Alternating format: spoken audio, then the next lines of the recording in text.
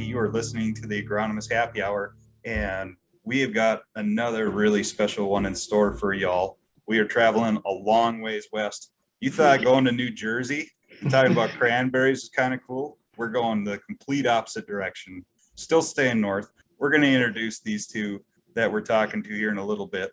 But before we go there, always got to thank Darren Wentz, Keith Axman.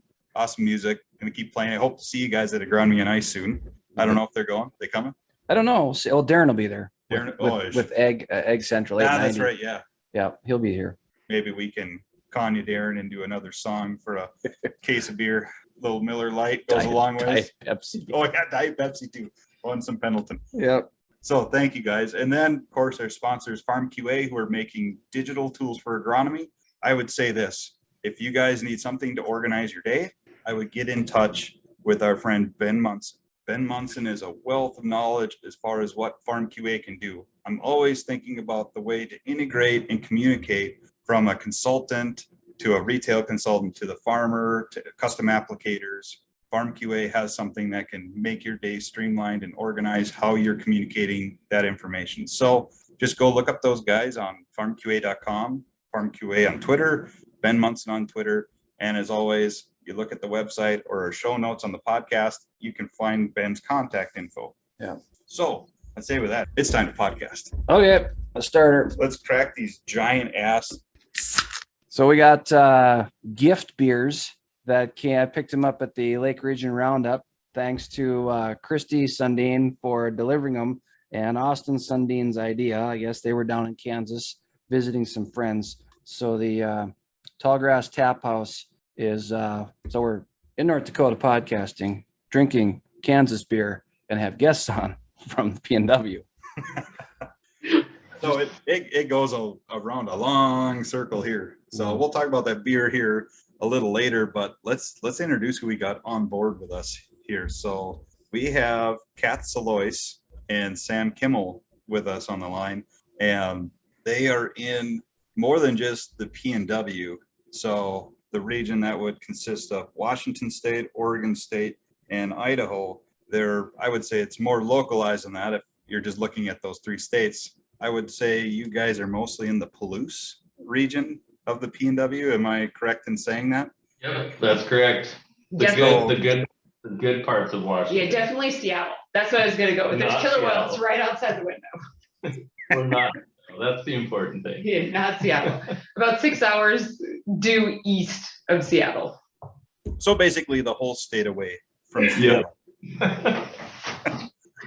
No, which is you guys have such a diverse, extremely interesting area that you call home, that farmers actually grow great crops on. And although there are some similarities to the crops that are grown in North Dakota, where they're like, hey, you grow wheat, we grow wheat. Your wheat's way different. It's like, hey, you can grow canola. Hey, we do that too. And pulse crops, whatever it is. But there's a lot of differences, and I think we're going to spend some time digging into that stuff. But I think first, just guys, introduce yourself and just give a little background, who you are, where you're from, anything you want to share. And as always, we just kind of go from there. Sure. Well, I'll butt in because that's, I think, part of my nature is so I'm originally from the PNW and went to school in Washington State and then did graduate school in Montana State, and then got this great idea that I was going to move out to the Midwest and experience Midwest ag. And ended up taking a job with DuPont Pioneer. And kind of funny story, I was really bad at geography and probably should have gotten better at that, and was offered a job in Iowa and a job in Ohio. And I was like, which one pays more? We'll go with the job in Ohio. They've got to be like the same, right? And distinctly remember when I was moving out there, I got to Chicago. I was driving through Illinois, and then all of a sudden it said, and I was convinced that I was 5 minutes from where I was going to live the rest of my life, or at least the next year or so. And it said, welcome to Indiana. And I'd completely forgotten about the entire state of Indiana within Ohio. So had moved out to Ohio, took a job with DuPont Pioneer as a soybean breeder. And if you connected those dots, being from the PNW, that means I had never so much as seen a soybean when I took a job as a soybean breeder. But the theory was an inbred was an inbred. And if I knew how to breed wheat, I could probably apply that to soybean. That kind of worked out for the most part. I had a pretty steep learning curve. I was really happy that I went and got that experience in the Midwest. The scale of ag is just a whole lot different in the Midwest, and it's great experience to be able to bring back. I think a lot of it is even just confidence in being able to say, okay, it isn't from the PNW, but how can I relate that, or how is it different? That kind of thing. Anyways, we lived there for about 10 years. I'm married. I just actually had my 16th wedding anniversary. My husband, we met at Washington State. He was a golf course superintendent forever, and has now changed careers, and actually now we both work in ag, which is kind of interesting. Anyways, about 6 years ago, DuPont downsized a whole lot, and I all of a sudden was without a job. And I had a 12-month-old baby at the time, and stars aligned. And it was kind of a crazy story on how I even considered moving back to the Midwest, but maybe we'll get into that later. It involved a car seat, lots of tears, and somebody saying, you need to call an old friend from high school. And the McGregors are a family that I have literally known a majority of my life, and I got the opportunity to move back to the Midwest, or move back to the PNW, and everything just felt right. Right now, the house that my husband and I live in, we have an 8-year-old daughter. My in-laws live in my backyard. My parents live like a solid, 2 minutes down the road. So it's like all the ducks are close. Nothing's ever felt more like home. So it's really been interesting moving from this huge conglomerate of what was DuPont and now Corteva into a family-owned independent ag retailer that I now work for in McGregor's. And I'm sure we'll get into some of those differences later. But so then moving from soy and corn and having all of that kind of, wheat wasn't even a thought at that moment in time, to relearning everything that goes into farming in the PNW.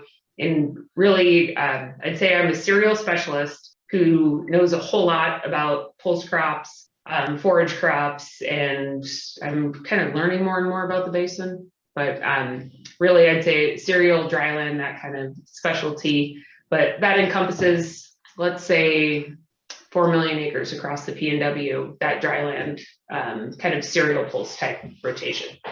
So that was probably a long introduction to, I've been in the industry about 20 years as far as farming, either in the breeding aspect or ag retail. And yeah, that's kind of my story in a nutshell. So you said McGregor and retail. Maybe just explain just a little more about what it is you exactly do for these guys, and is it this is like an independent retail business, or is it a cooperative, or is it a national retail thing? Because I've never heard of McGregor.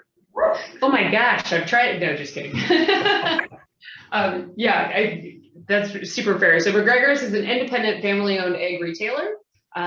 If you follow the Crop Life 100, McGregor's is generally in the top 15, top 20 of the largest ag retailers in the nation. We're generally the largest with only a 3-state footprint.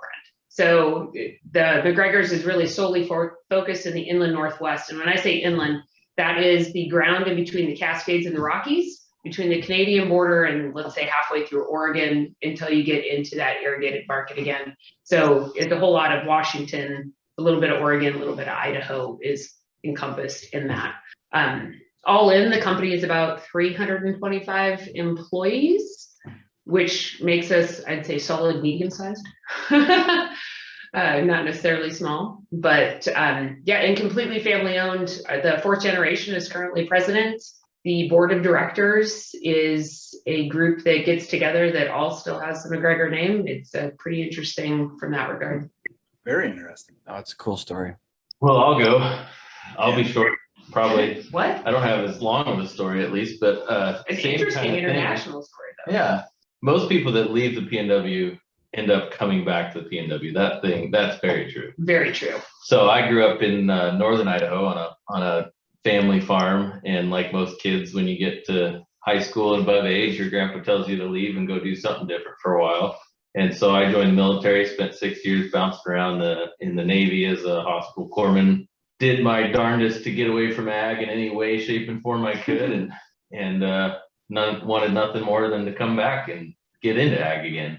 So started doing college kind of online as I was finishing the military, finished at Walla Walla, and then moved back and started working for McGregor Company about 7 years ago, probably. Yeah, we started really similar. Kat and I started within 3 or 4 months of each other. And so I am an account manager or an agronomist for the McGregor Company. So I cover a local region here in the Palouse, kind of the southeastern corner of Washington in general terms, but a decent portion of the southeastern corner of the state. Work with about 23 growers and love working for the company. And it is a unique opportunity to work for this company, being independent and being so specialized to our specific region. But thanks for having us on, Kyle. You guys in wherever you are and somewhere colder than here. We're a hell of a lot colder than you guys. I can promise you that. Yeah. As our pickups are currently getting snowed in at the college. Yes, they are. I Yeah. think 3 and snowing here. I was gonna say, but it wasn't 5. When I woke up, what was it, Saturday morning? -1 air temperature, Yeah, that's not good. Not good.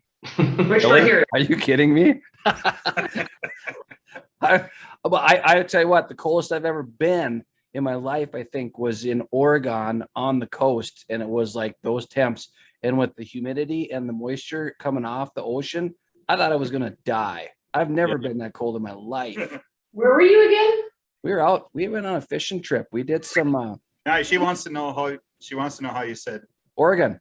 Okay. I heard it earlier. You I you heard it right the first time. Come on, Kat. Got a good friend of ours, matter of fact, Lewis, that was on the last one from this past week. He's from Oregon. That's how he always tells me. He says it's gun at the end. So I don't know if that's how everyone says it there, but I say gone sometimes, and he's like, no, that's not how you say that. I didn't mean to pick on you, but I thought it was cute. I've known enough Midwesterners not to complain about cold weather because I usually just give an earful. We got nothing else to do but complain to other people who don't know how cold it is here. However, I was just having this argument, and you guys are probably the same. This is self-induced. This is the time of year where I start asking myself, why do I live here again? Like, I chose this. Go back. What the heck was I thinking? But the time I traveled out there, and I can't remember what year that was. It was I think January time frame. We came out.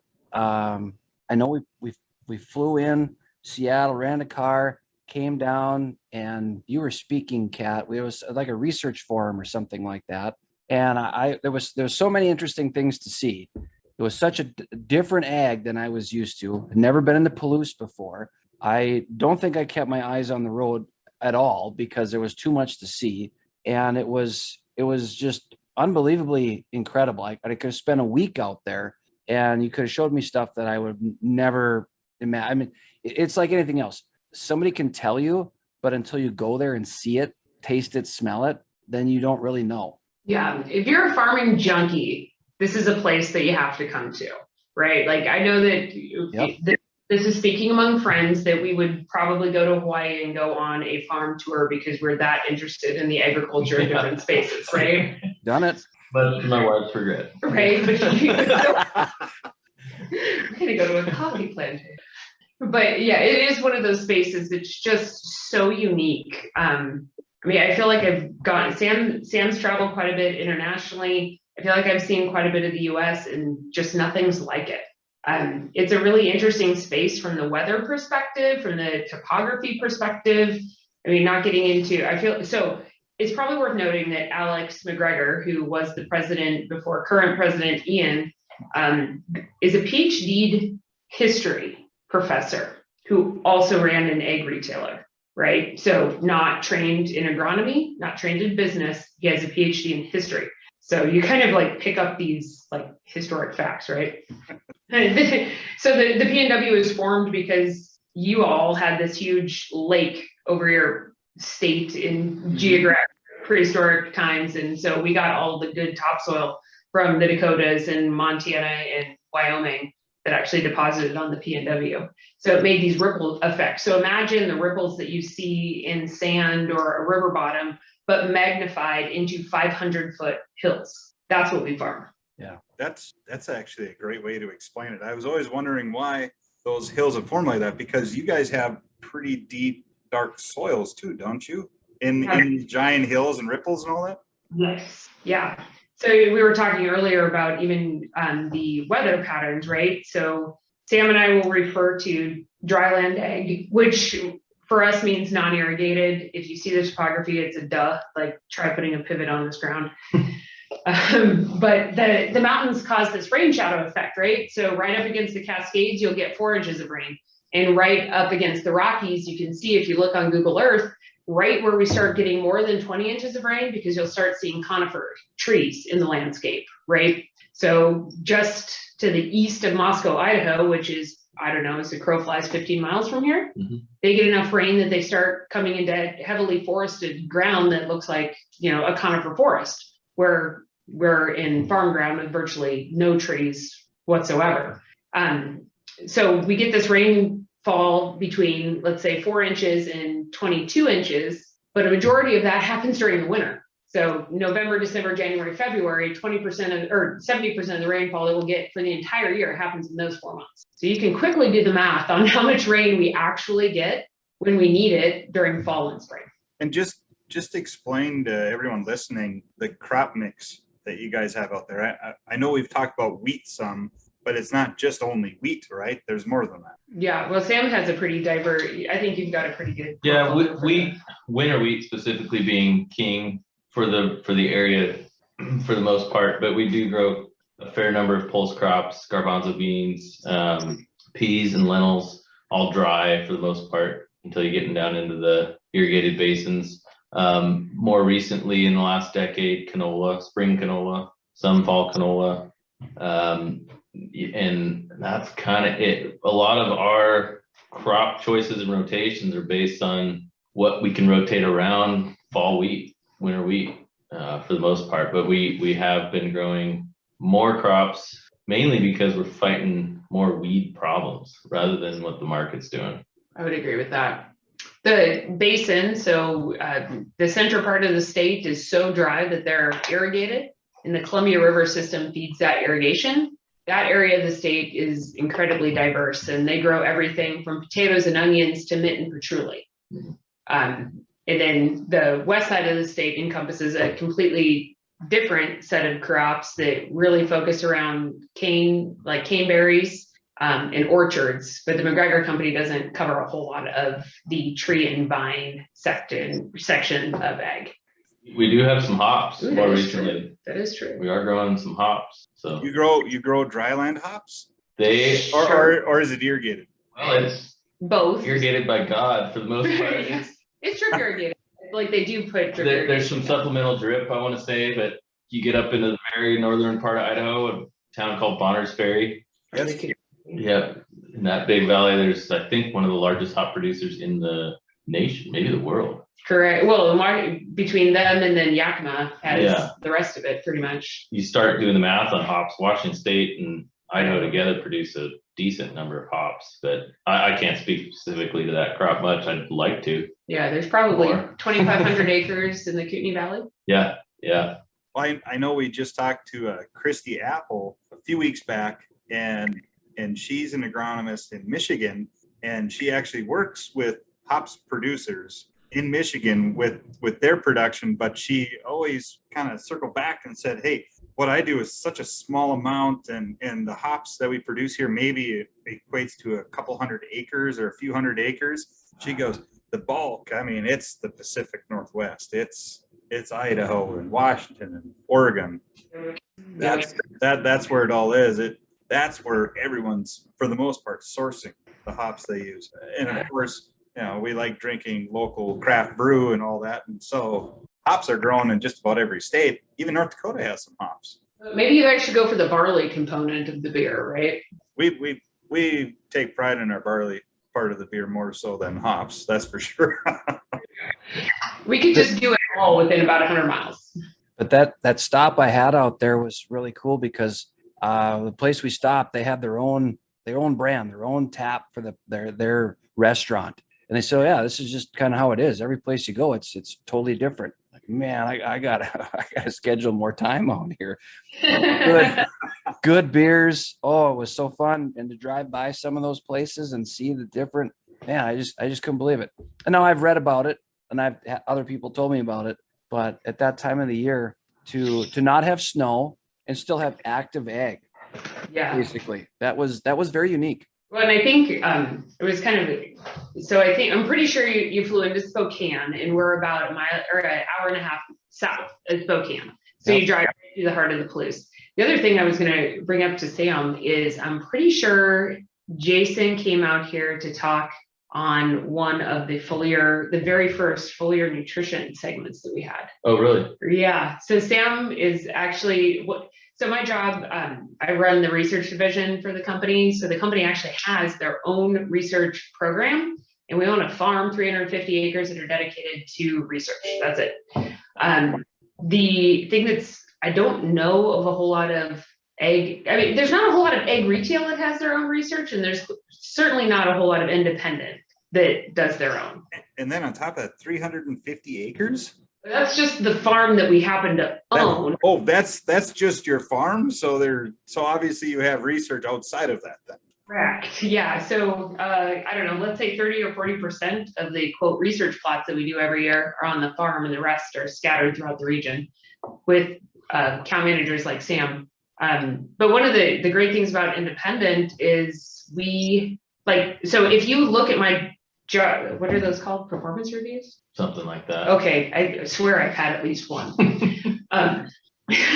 So if you look at my job title or job description, it literally says, understand problems of the Pacific Northwest, solve problems of Pacific Northwest. So think about that for a second, that your job is to understand problems and solve problems. Like, that's number one goal, right? So the direction that I get to take any one year for the research program literally is that. Like, that is the direction I'm given, is solve the problems. So we can take that a bazillion different directions. And the thing that's really cool is I probably work with about 90 different suppliers. And because we're independent, we can pick and choose which of those 90 suppliers we choose to do business with, which ones have products that actually solve a problem that we have in the Pacific Northwest, which those problems are different. Like, I know everything in egg says we are unique and different, but we are unique and different. Keep Portland weird, keep the PNW weird. So circling back, you said Jason was there during kind of a foliar nutrition type of conversation. So explain kind of how you guys focus on fertility. Yeah, so the reason I was kind of reminiscing about Jason was the start of something that felt, you know how you don't realize things are big at the time, and then it ends up being a pretty big difference. And the reason it's interesting for Sam is actually one of the account managers. The research program works really closely with our account managers. I mean, they are boots on the ground. Sam gets to see 40,000 acres. Mm-hmm. And I get to see 300. So if I rely on 40 of Sam's, I get to see a whole lot of acres. So he helps identify some of those problems, and he actually developed one of our really successful in-house product. And part of that stemmed off a little bit of that conversation that Jason had. So you talk about like connecting these parts, right? Mm-hmm. So you get these ideas from the Midwest, you get these ideas from research, you get these ideas from independent, and you kind of start putting those pieces together. But yeah, Jason came out for part of an agronomic training that we have in-house.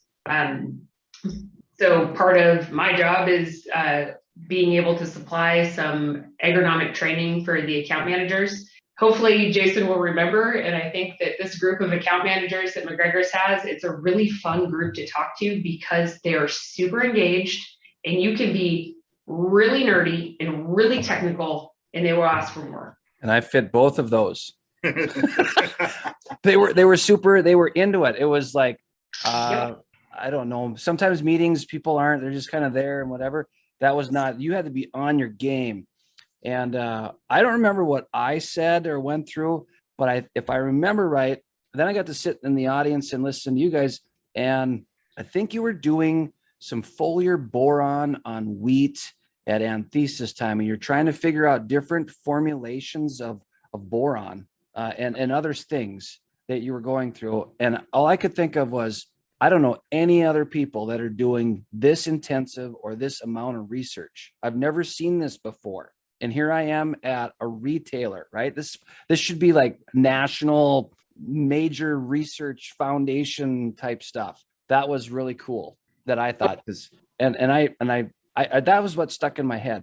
Yeah, it was. Yeah, he was part of the Maxon discussion. Yeah, I remember now. Yeah, that was I remember that was like kind of our kickoff to really diving deep, and we'd been toying with this foliar nutrition idea for decades. Yeah, a long time.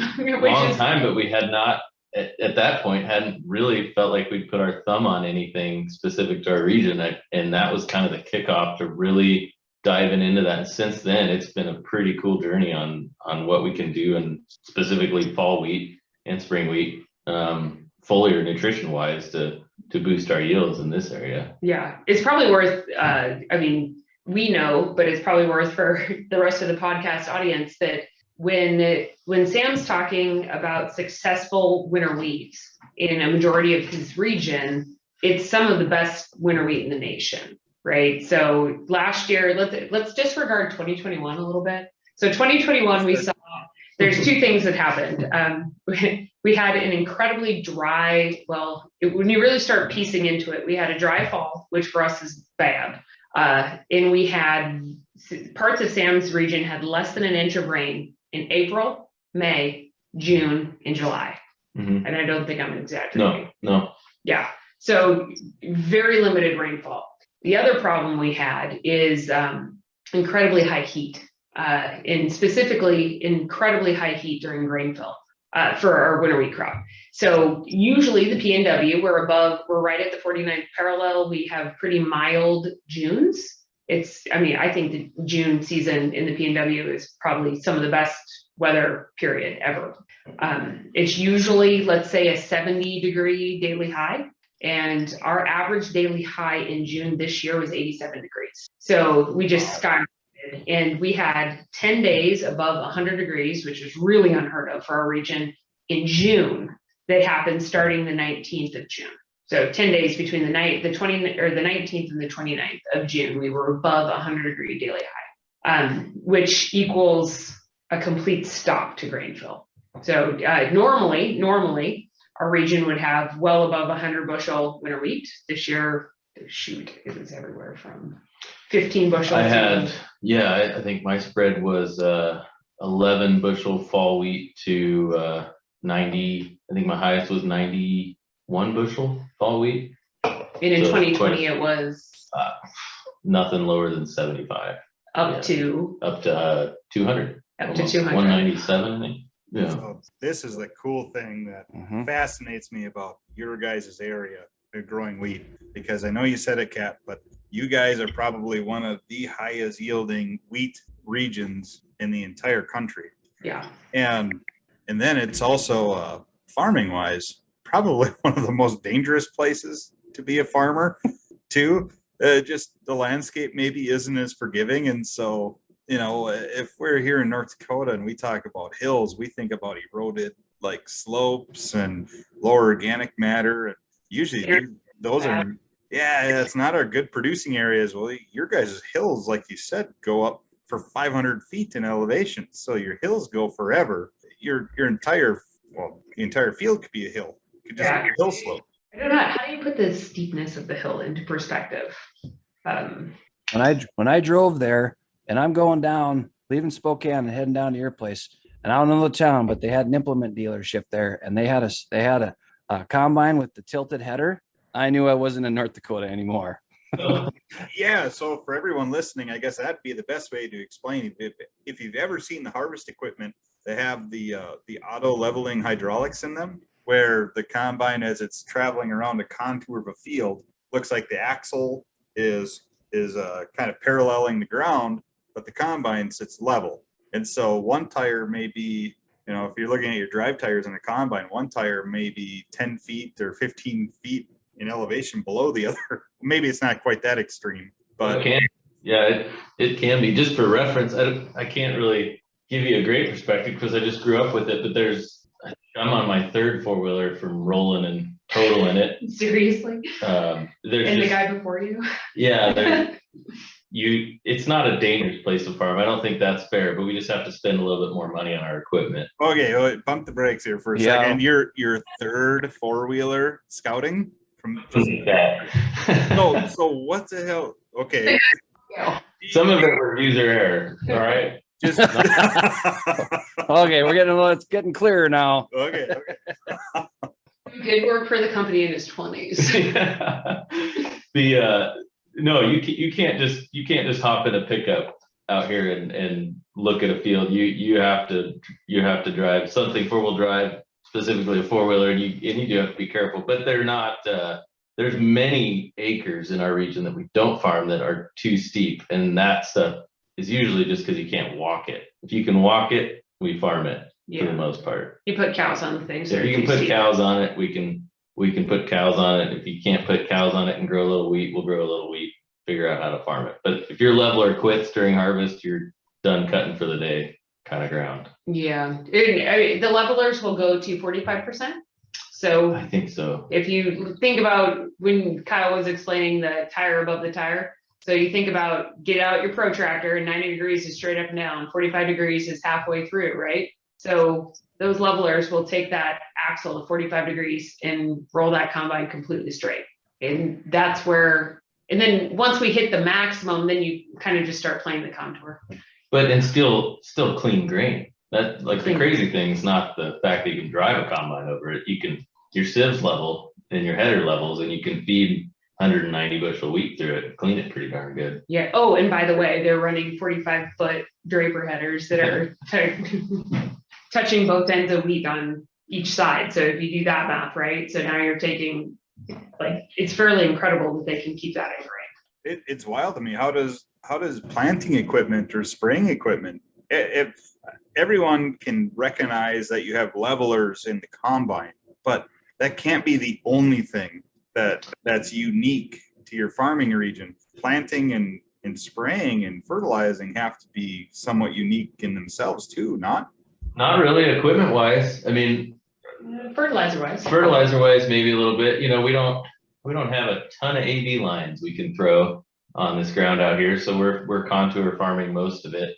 But a lot of the drilling and seeding equipment is similar to what you guys would have. We do a lot of double disc, a fair amount of no-till. We probably can't get as big of a drill behind a quad track as you guys can, just because we are no. But it's not uncommon to pull a 51-foot, double disc drill. Well, it's pretty much on par with the equipment we run. I mean, sure, we've got there's a handful of 60-foot drills out here, but I would say your 42-foot to 50-foot drill is the most common for us. Yeah.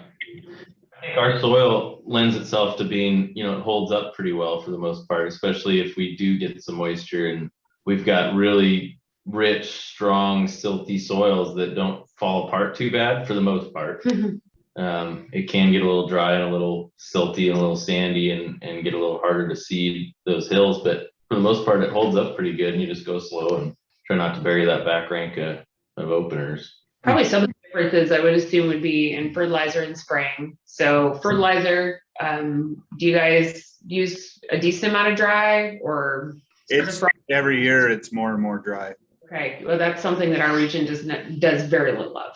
And part of it's just practicality. Trying to get a prill to stick to the side of a 45% grade isn't going to happen. When I first moved back, I just assumed that the floater could drive faster. That was a poor assumption. So there's not a whole lot of surface applied dry that goes on. We do a whole lot that is shanked below ground. And then spraying wise, we probably use more aerial than most regions. Okay, that's what I was going to ask on a crop protection or a liquid spraying, because I think a lot of our market has moved to a self-propelled sprayer that's at least 100 foot in width. A lot of farms have even moved to the 120-foot widths to the more of the commercial size sprayers, and as farms have grown, there's some of the bigger ones now. A lot of them run multiples of those, but I'm trying to picture your guys' landscape in a 120-foot spray boom, and then trying to be effective on keeping a proper boom height, to get things done on that I know with our little bit of elevation compared to your guys that we have a tough time maintaining a proper boom height with just, let's call it 20 to 30 feet of elevation change as you have like little knolls and hills rolling across the field. I can't imagine when you have just a 45-degree hill slope. I think you would probably cringe a little bit. A little. Let's just say I have one. We're happy with what we can get. Right. So we run, I would say on average now, it's changed a lot equipment wise, but most of our custom spray operators are running 120, like rogators with 120-foot booms. Okay. And you got to slow down when you come into a draw because both tips of each boom are touching the other hillside. And then you go into manual or something and adjust it. But we do have some, you got to slow down to get the spray to hit the ground in a few spots. You're on top of a ridge and each side of your boom is 80 feet or 35, whatever feet above the ground. And just even the auto leveling booms, once they come up above the ground, right, you'll come like this before they come back down. And But it's amazing what they've done with those custom spray applicators, or just the self-propelled sprayers. They, for years, I don't know, probably 10, 12 years ago, Case was trying to push all those out here and we just couldn't get them to climb a hill.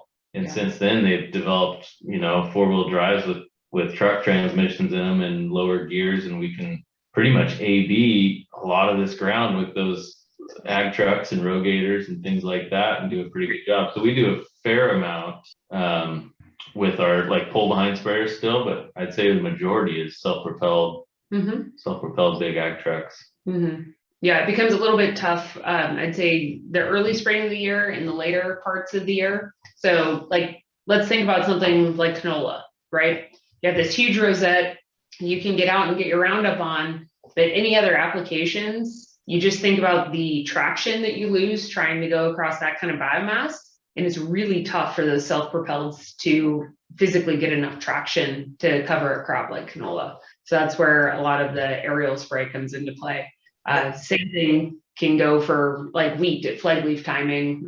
Jason was saying we don't have a whole lot of head scab. That is true. I don't know that we have ever made a head scab application, but at flag leaf, same thing, right? Just a lot of biomass that gets underneath those tires. So I've got multiple thoughts going on here, but I'm going to stick to the equipment and the power needed to go up hills. I'm understanding that, but the airplanes, like we've talked to a couple of aerial applicators, and it's super fun to listen to them just kind of go through the thought process they need to go through as far as how much power they need to use, how much lift they need to bank into a new turn and make it into a new pass. But holy crap, to run like a 0 to 500 foot climb spraying up a hill, I mean, I bet you that's a whole different skill set that those aerial applicators have too.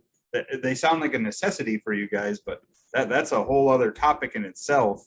Just to hear an aerial applicator kind of talk about how they manage through the kind of power they need to just run up and down the hills of the Palouse. You guys have rock piles?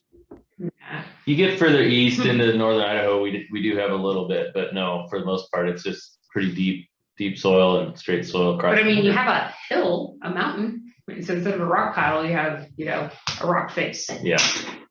I'm just thinking of you're just the field, the layout is such an obstacle as other things, because that's probably one of our, shelter belts, rock piles, power lines, sloughs, power lines, that type of thing. And just to hear this is very unique, I guess. We do have power lines, but aside from that, I mean, from an aerial applicator standpoint, I work with several of them, and I don't know if they're all crazy, but I think it's a fair generalization. I'm not dissing ag pilots. I love them, but a lot of our ag pilots will go to the Midwest after our season is over. And I think it's just to chill out. Probably. Well, we have two that run night vision as well. Yeah. 2 that run night vision. Yeah. Gray vision. Yeah. Really? Yeah. It's wild when you're in an area, and I've got like several pictures. It's still not, okay. So imagine that you're scouting a field. So your feet are on the ground and the plane is flying below you. Okay. So can you imagine this? Yep. I'm working below you. Am I still on the four-wheeler I haven't rolled yet, or is that a different story? First, I thought you were talking about three-wheelers, because that way, you remember the old Hondas? The Oh, three-wheelers, yeah. the big tires, those were so easy to roll. I'm like, no, my four-wheeler, I'm like, we get stuck. That's all, the thing. You can get, this is a shortcut. I can get through here, and then no, you can't do it. But roll in total, no, that is not in my business plan, Sam. That does not work for rock and roll agronomy. Or you're teaching your kids that, like, when you're driving a four-wheeler on a hill, we do not contour these things. We go straight downhill. Yeah, or if you are going to contour, just get off and stand on one side of the four-wheeler so it doesn't tip over. We went from originally a lot of the scouting guys and agronomists around here ran those fat cats. And I remember, I don't know if you guys know those Honda fat cats. I still have one, but everybody ran one of those, and they were great out here. Those big fat tires and Yep. climb hills and stuff. So I still use that a fair amount No kidding. late season if I just don't want to crunch a bunch of weed over. Yeah, and drones have made a big impact, I think, for me, just being able to scout dog fennel and stuff and some back draws without having to drive over. You can't just hike up the hill. You could, but the older I get, the less I want to. Oh, give me really? Get closer to 40, dude. So back in your conversation, you talked about your rotation and your crops, and you were changing not so much on markets, but on weeds. What is that? I mean, we have kind of our weeds, but what is dictating that for you guys? I think now we kind of get real specific to where Kat and I work mostly, but Italian ryegrass is probably number one for our region. And that's been, it's been a struggle for coming on a decade probably, but within the last 5 or 6 years, a really big problem. And then more recently, and probably eventually a bigger problem, is downy brome, or just the brome species in general, cheatgrass. Really fighting those in fall wheat. Yeah. So similar to, say, the palmer issue in soybean, where it's a broadleaf and a broadleaf, the grasses in a grass is a big issue. And for a lot of the dryland region in the PNW, grass on grass on grass is the rotation, meaning we do winter wheat, spring wheat, and some kind of fallow. So fallow would be a scenario where we're trying to quote unquote conserve moisture and either set a dust mulch or use what's called a chemical or herbicide fallow, meaning that we just let the land go, residue stands, no tillage, and use chemistry to control the weeds in that area. This is all around moisture conservation. Sam's area really sits, I think you straddle kind of right on that moisture line. So usually it's considered, let's say 16-inch rainfall and under will fallow. Over 16-inch rainfall typically does continuous crop. So some kind of winter wheat, spring wheat, and now we're bringing, say, pulse crops or canola or something into that rotation. Well, this grass on grass on grass on grass and considering fallow rotation has led to quite a few issues. I had to chuckle a little bit coming back from the Midwest when Roundup was the culprit to all these herbicide resistant problems. Yeah, we'll try knocking out the entire group 2s to all your grassy weeds in a grassy crop and seeing how many options you have in the end, right? We're unfortunately running into that same issue. Downy brome giving us some heartburn, but there's other grass weeds for us. Italian ryegrass is not a North Dakota issue, but I know as you get farther south into your southern plains, I know that's more of an issue for them. What are the grassy weeds that are in North Dakota? Downy brome is one of them, predominantly for those of us further west that have no-till. As you move further east into Jason's area, I would say the dominant one is wild oats still, but then we all deal with your green and yellow foxtail and then barnyard grass some. But I would say number one on the list, probably wild oats east, downy brome west, and then we all deal with green and yellow foxtail. And my wild oats are group 1 and group 2 resistant. Yep. Yeah. We do have some. So when you said Italian ryegrass, the first thing that pops in my head, and correct me if I'm wrong, is I hear that weed and I is it glyphosate resistant, that weed?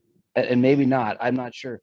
But where in that rotation and your harvest, does glyphosate become a part of your management strategy? Or I'm just trying to get that in my picture, if that's part of your plan. No, I think that's where canola has moved in slightly. Roundup Ready canola being our last resort in some way to control Italian ryegrass. So we're dealing with mostly group 2 and group 1 resistance in Italian ryegrass, and it's mainly in the higher rainfall regions. We don't see it do super well in the drier country, but they said that about oats 25 years ago, and we have oats in the dry country now. So we're mainly combating Italian ryegrass with Roundup. Yeah. We have not run into a whole lot of glyphosate resistant Italian rye yet, knock on wood. We don't have, I would say in general, we don't have a ton of glyphosate resistant weeds in our area, but we also don't have glyphosate resistant crops in our area. So we can only use Roundup is say a pre-harvest or a pre-plant burn down or a post-harvest aid or something of this nature, where we can also use iron. No, where we run into glyphosate resistant issues is where Kat was talking to earlier is in our chemical fallow rotation, mainly in the drier countries where we run that 3rd year rotation as a fallow. We're putting, up to 5 applications of Roundup in season on it. And so Russian thistle, a little kochia, but mainly Russian thistle, mare's tail being our glyphosate resistant broadleaves moving in pretty hard. Russian thistle has been bad for a long time, but it, like she said, it's because we don't grow a lot of Roundup resistant crop that we don't have a lot of Roundup resistant grassy weeds. So we're doing our best to stay out in front of that. No, we're way different areas, and we've got a giant mountain range in between us. But your same group 1 and group 2 resistant grass issues exist for us too. We've got farmers right on the North Dakota, South Dakota border that deal with group 1 and group 2 resistance, but predominantly that's in green and yellow foxtail, where that's giving us the most issues. And it's because either we're doing wheat and durum, or that's the rotation. Or you have wheat durum and wheat again, and then maybe a pulse crop, because insurance won't let you do pulses any more than that. You need 2 or 3 years of a grass crop in between. But really the mode of action, they'll keep using the same exact mode of action, the same exact family within that mode of action, even though the names of the products are different. And that's where we've gotten in trouble. So I'm curious what some farmers have done here, and most are pretty resistant to it because 1, it costs a lot more money. 2 is it's unconventional versus what everyone else does. But for the farms that have lost group 1 and group 2 resistance, that means we lost our post options. Now we have to rely on residual outside of rotation, because the canola thing, that's exactly why some guys are growing canola in those areas. Canola was more dominantly a Jason's area thing. And then where I currently live in the southwest part of North Dakota, we're the bigger area outside of the northeast part of North Dakota. It's weird. It's opposite. They go, oh, we grow great canola. We have this cool kind of a more mild environment in the southwest part of North Dakota. Definitely is on average 15 degrees warmer any given time of the year, a lot drier, but they still produce great canola.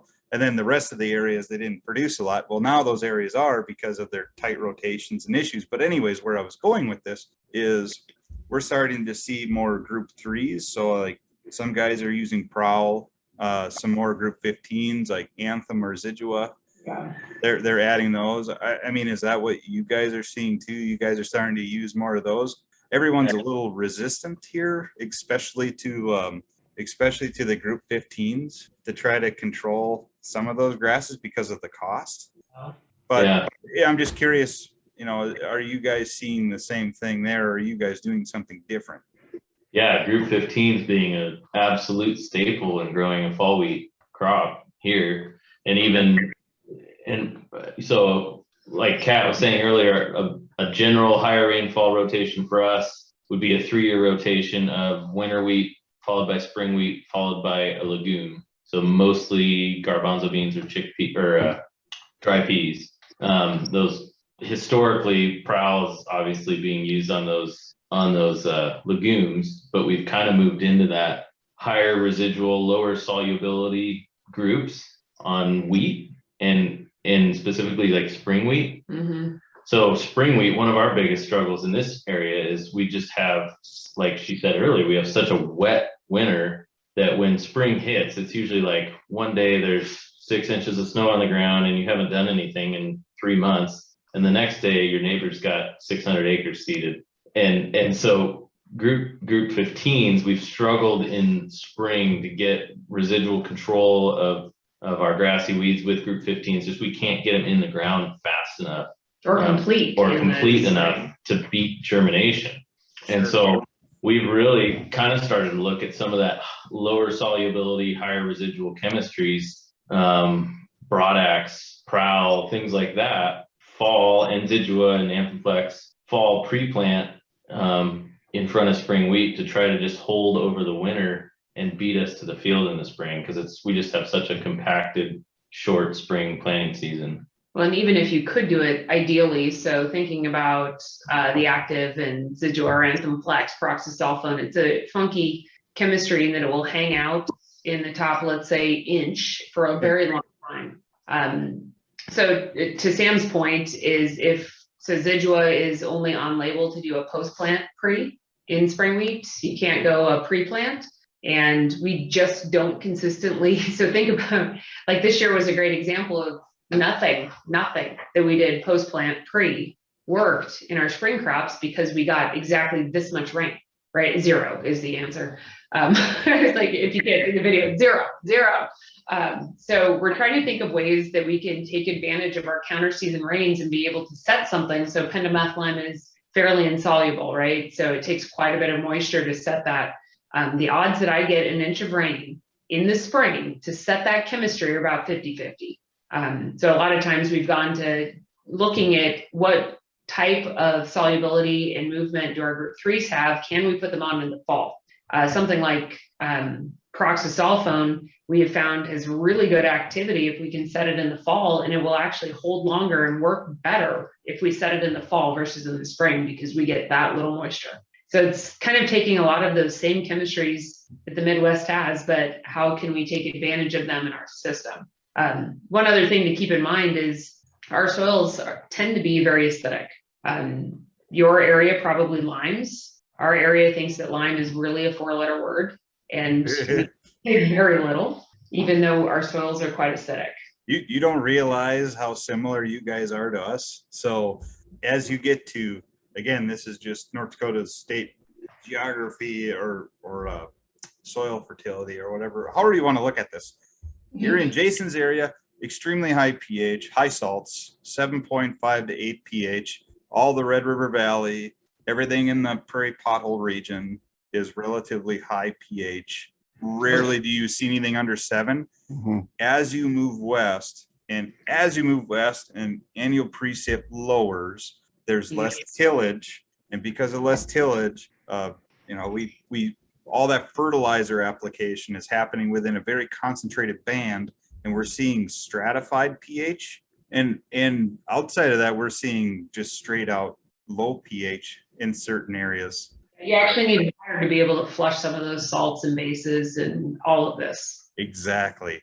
And so we know that liming's the answer, but liming is the 4-letter word, because I don't know how close a lime source is from you guys, but we can get it for free from sugar beet factories for us, but it still equates out to hundreds of dollars per acre to actually do buffer pH liming. And so, yes, is that the long-term answer for us? 100%. Is that what everyone does? Not even close. We would rather look at, hey, okay, can we put 30% more phosphorus in our starter to overcome some of the tie-up with iron that we see? Or should we look at different wheat and canola varieties that handle aluminum toxicity better? Yep. Yes. So that's so interesting. Yeah, those are the things that we look at. High iron as well. I think there's a relation to, well, there is. There's a direct relationship between, some of it is soil structure, some of it is how your soil is made, some of it is the acidity in the soil. But yeah, the reason I was asking is, especially with the Roundup Ready crops, we get a lot of quote micronutrient packages that contain iron and manganese. We are borderline toxic in both of those micros. So you apply something that has iron and manganese in our cropping systems, and it generally does more harm than good. But trying to explain that to somebody from the Midwest on, okay, cool, I get that you have a novel chelation, but you're bringing a mix into my area that has no business being here is pretty, right? It's like, I understand the agronomics of my region. Let me do my job and you tell me what you have that's interesting or novel. Even within our own state, I don't think we realize some of those things. We know how to identify low pH by manganese toxicity or, that, but then they also want to put that in a fertilizer source and be mixed into there. So, there's within our own state, there might be a manganese and iron mixture that works good for a soybean producer on the east side. But you go west and it has no place being there. Interesting. I guess I had no idea. Like my family did time in a Red River Valley, so that's what I think the North Dakota is. Oh, there's an incredible amount of difference one end to the other. And my background is from the Red River Valley of Minnesota, but close to Fargo. But yeah, now I'm out west and it's a different animal. Well, it's like even Montana isn't that similar. It really isn't that similar. So that's what's, I think, kind of blowing my mind about the North Dakota region is, Montana is more on the basic side. It's more, you will find iron deficiencies there, things of that nature. Right. So interesting sidebar. So this summer or the spring, I got together with a group of consultants that we get together and brainstorm and come up with different stuff. And we had a rep come in. His name is Francis Lyer. I went to college with him at NDSU. He works for Hello Nature. So we're sitting there talking about this product, and Ole goes, "You know what? I know someone who's got some data, and I'll send it to you." And I said, "Well, that'd be great. Who is it?" "It's Cat Salois." I'm like, "Are you kidding me?" So it was stem tide. Yeah, or a trainer or whatever. So yeah, the Italo-Plena company. Yep. So I'm like, there was this connection we had back in April, and then we had the same weather that you just described for your June. We got hot and dry, and the yield potential just went whoop right down the gopher hole, and there was no chance of doing some things that we were attempting to do. But yeah, it's a small world. It's interesting. You should. So back to the grassy herbicides. The whole reason I had even gone out to that company was they had claimed, what do you call it? Reduce stress with herbicide applications. It is literally one of the few that I've found that kind of works. So which I don't know if that's the case for you, but that's a big problem for us is just the volatility in weather that we get spraying in the spring here. I don't know if you guys get big 40-degree swings and freezing night trying to spray off. Yeah. Inversions, big differences. We had a very warm, low humidity year, and we are so used to having humidity and things, crop protection products working. And we found out how big how important that was in 2021. What's humidity? Right. I got 32 ounces of it right here. Well, I did have 32 ounces. Right? The humidity difference. We've been going from the basin to here. Like, why do things work in the basin and not here? And you realize that irrigated canopy will stay 70%, 80% humidity, and we're 15. Yeah. Well, and you guys mentioned this on a past podcast about clethodim that I found super applicable to our region was you were talking about guys trying to go out in fall for fall burn down with clethodim because of the cost of glyphosate. Right. And the fact that it probably wouldn't work because your stagnant daytime temperature wasn't averaging 50 degrees. And I don't think we've ever had a spring where it's above 50. Where it's above 50 when we're spraying clethodim, and that's also probably why you run a whole % of oil plus. Right, and that was my point. Is you look at grassy weed herbicide resistance, and then you really start looking at what's your adjuvant, what's your fertilizer package with that, and you look over time on some of these mixes. We've had to get so hot and add so many things to these crop protection products to just make them kind of work. Clethodim being a great example of having to add a gallon per 100 of oil and a bunch of fertilizer and maybe some sulfuric acid and a few other things, and you're still maybe 45% control. So yeah, we do obviously have some deep similarities. That's interesting. I know, that is really I would say that we would come do a trip to North Dakota, but let's be real. I'll come in June or somewhere it's warmer. We should swap fishing. Let's do it. Summer. Okay. Hey, we can do it. Yeah. Let's do this. That's, you know what? That's wherever you go, people have more similarities than they have differences. You just have to sit down and find them. And if it's, I mean, we're talking ag, but it's not just ag, it's other stuff. And that's it. Where I used to work, everybody from the P&W, you don't understand. We're different out here. Yeah. Right? They say it all the time. And you're like, yeah, whatever, you know. But it's so different. And that's what makes it so unique and fun to talk to people from there. So Yeah. Well, we don't have tornadoes or hurricanes or earthquakes. Yeah, we do get earthquakes. Don't really have any poisonous spiders or snakes or anything. Rattlesnakes. Oh my gosh, we have a few literally. rattlesnakes. But I do tell everybody, this place sucks, don't move here. Yeah. yeah. Oh, if you ever get a chance to go out to that part of the United States, it's absolutely everything. It's built to be get out, do a little research. I believe we can find both of you on Twitter, and we'll post that in the show notes. And if you got more interest in the McGregor Company, it's something you should look up, because I'm a nerd like that. I like to go and look at different places, even in Minnesota, even in Wisconsin, because it's something that's a little different. And you always run into interesting people and scenarios and the cropping. And that's, I don't know, that just keeps my interest in my own area than ag. Yeah. They're raising 200 bushel wheat out there. Man, I think we can try for 90 here, 85, 90, just to see. Because it's I will typically throw down is currently one of our growers holds the North American yield record for winter wheat on 17 inches of rain, 191 bushel dryland winter wheat. That's pretty impressive. holy smokes. Holy shit. And then what was, it was just a really good part of the field. Okay, well, it was a good part of the field. However, the entire 250 acre field went 170 bushel. So you guys have wheat yields that rival corn yields in North Dakota. Yeah. Maybe someone in Iowa or Ohio or Illinois, one of the Midwestern states, can't say that, but us in North Dakota, those wheat yields sound higher than our average corn yields. Right.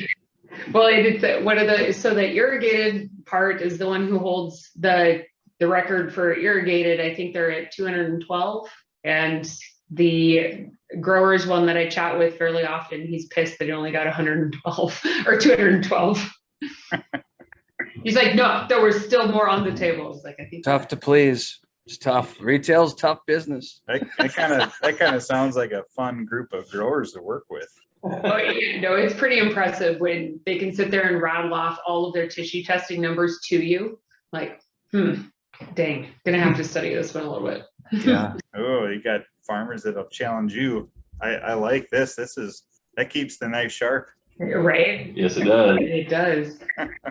For when I was with Jason coming out to the account manager group, to me, it's always the most intimidating to sit in front of the guys who will call you out day in and day out, right? Like, Yes.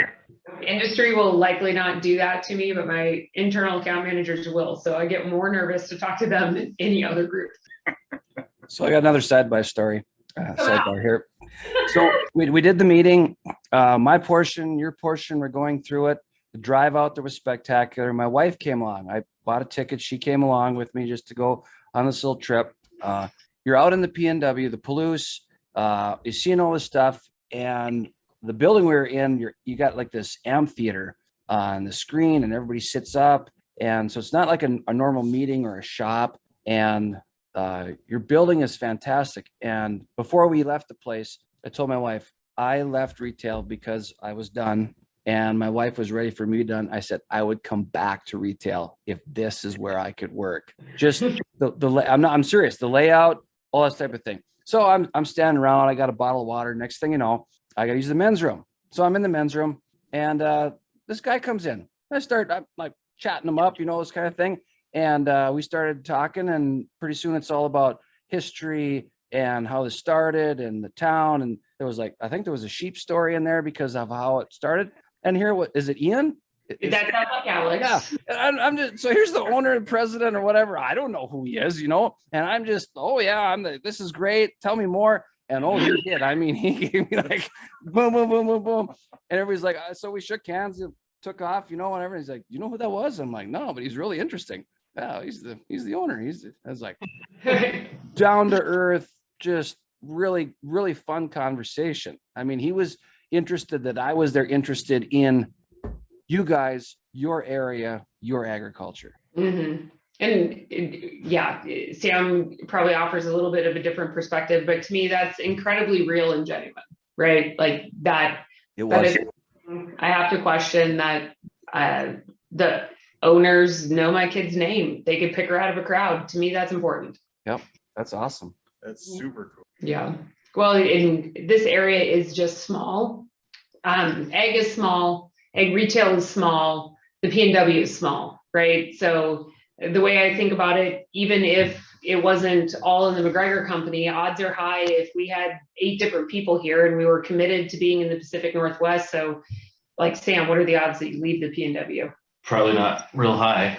Right. Like, I don't know what it would take for me to leave the P&W. So we may trade shirts, but maybe if for a day or two ice fishing in a heated shanty.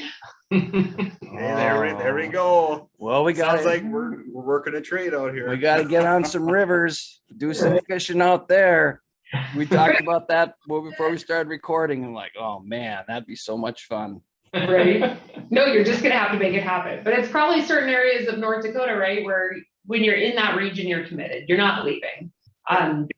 So it's just a different way of treating people, because you know that even if one of us is not working at this company, we will be in agriculture in the P&W. So even though, like I said, people trade jobs, we still don't trade regions or locations. And even more than that are growers. Like, oh my gosh, we're on the 5th, 6th, maybe 7th generation on some folks that we've worked with since the day they started was the day we started.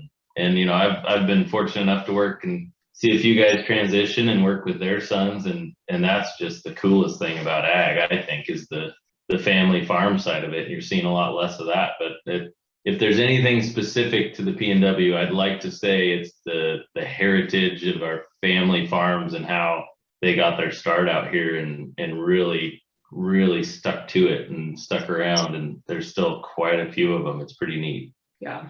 Awesome. So I can see where this always happens. Great conversation, rolling over the hour mark. It's all good. But I think the most fun part about this, that not everyone listening has seen this yet, but you guys are drinking a beer that's right up our alley.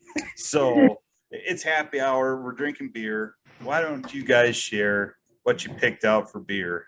We have the Sierra Nevada hazy little thing. One of my favorites. Ooh, yes. 2 thumbs up. Yeah. clapping. And with the beer picker, they also, if I believe, they make a hazy big thing, which is their imperial hazy that is like a purpley, darker blue can. It's also delicious. I have seen that. Yep. I've had that too. That's really good too. And I like that you picked an IPA, because although I am not an IPA drinker, it is the thing to do in the P&W. Yes, it is. So IPAs are the thing in the P&W. I'm booking the tickets right now. You talk, I'll book plane tickets. So does anyone know the words Bush and Light in the P&W then? Washington. Yeah. So I mean, look that up too. Like for as classy as I love to think the P&W is, Pullman is a college town. I think it was number 2 party school in the nation. So there might be a few Bush Lights had then. Hey, when it's 105 degrees out and you're baling alfalfa, nothing's better than a Bush Light. The colder it is. Good point. So everyone thinks of us as like this anti-Bush Light, but really, because of this measuring everything against the Bush Light, I think we're really putting some light on it. And I think everyone thinks of Bush Light as a Midwestern thing, but obviously it's not. No, I think Anheuser-Busch, that their largest hop farm is in Idaho. Oh, really? Yeah, yeah. And I think we do a fair amount of work with them. Let's not judge us on that. Yeah, don't judge That's cool too. Yeah, we grow a lot of barley that goes to Anheuser-Busch contracts. There you go. No, we have no shortage of good beer. You guys come on out and we'll Can contest that Sam is dead on. That's absolutely right. Oh, we gotta work on those tickets. Bigger sponsors. Yeah, you hear this? Potential sponsors. They need to be able to travel in person. There you go. So we better share some about the beer we got. So we got beer. Gifted beer that came all the way from Kansas via Austin and Christy Sundin. Yep. Yeah, they were down there visiting some friends over the holidays and stopped at a place. It's Tallgrass Tap House. It's fairly popular, I know, in Kansas. My brother and sister-in-law knew exactly where that was at. And yeah, we got two. Well, this is a quart-sized beer. They're big cans. Yep. And we each got a different one. And we were told that, okay, this is yours, Kyle, and this is yours, Jason. Yeah, they were picked out specifically. So I don't know why that is, but I don't either. Mine is called Beauregard Pale Ale. It's got an alligator on it, and it says, "You never know what's lurking in the depths of Wildcat Creek." And it's it's a pale ale. It's super good. It's super large. It's kind of a unique can. We'll have to get some pictures of it posted up here on the page. It is 5.5 ABV. I like the fact that this was brewed on the 23rd of December, and really smooth, good ale. And mine is a 3.6 BLE. Of course, using your method of math. So Well, it's 32 ounces, yeah. right? So You can't deny the volume container here, so my friend. you've owned little over 3.5 Busch Lights. Mm-hmm. Pretty fair jag in one Like- can. The math on. We always work on that math. So from the same brewery, from this Tallgrass Tap House, and wherever in Kansas you were saying it was from. They got a couple, I think Manhattan. Yeah, they got a couple there you places. Yep. Yeah, so the one they picked out for me was called Double Trouble, and I'm assuming it's some kind of IPA. Yeah. And I know, so my math is different on this Busch Light equivalent. So Kat, I don't know, have you heard us talk about the Busch Light equivalent before? No, that's why I was chuckling. Okay, so that's why I asked about Busch Light earlier. Is Busch Light is the measuring stick. Okay, that in your content. Yep. Okay. So we've come up with a score called the BLE, the Busch Light equivalent. And Busch Light we figured at the 4.1% alcohol by volume. And so instead of looking at IBU or mouthfeel or color or whatever the hell else craft beer drinkers look at, I mean, we like all the craft beers, but I mean, we're all agronomists in the end, right?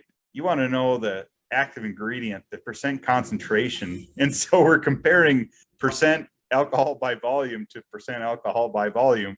And so that's the only measuring stick we use. And instead of just saying it's an ABV versus an ABV, we got to go, what's the beer around us and everywhere that everyone compares to? Well, it's Busch Light. So that's a 4.1%. So it's compared there. And I don't care about the canister size. I mean, it could be a pounder, it could be a 12-ounce can, it could be a growler, whatever. They're all different sizes. I'm just looking purely at percent by volume compared to percent by volume. And so if I were to measure this one's a 7% by volume. If I did that math earlier, if I was comparing Busch Light to that, I think I was like in the 2.6 range, something like that, if I remember right. Or not 2.6, it'd be 1.6, excuse me. Yeah, 1.7. 1.6. So just a little over 1.5 Busch Lights, but Jason likes to measure this, and we drank an entire quart of this. So he's measuring to the full amount. And so if we were to do that, I was drinking more like 4.6 cans or 4.5 cans of Busch Light. So it was a 4.5 BLE. So it's the joke.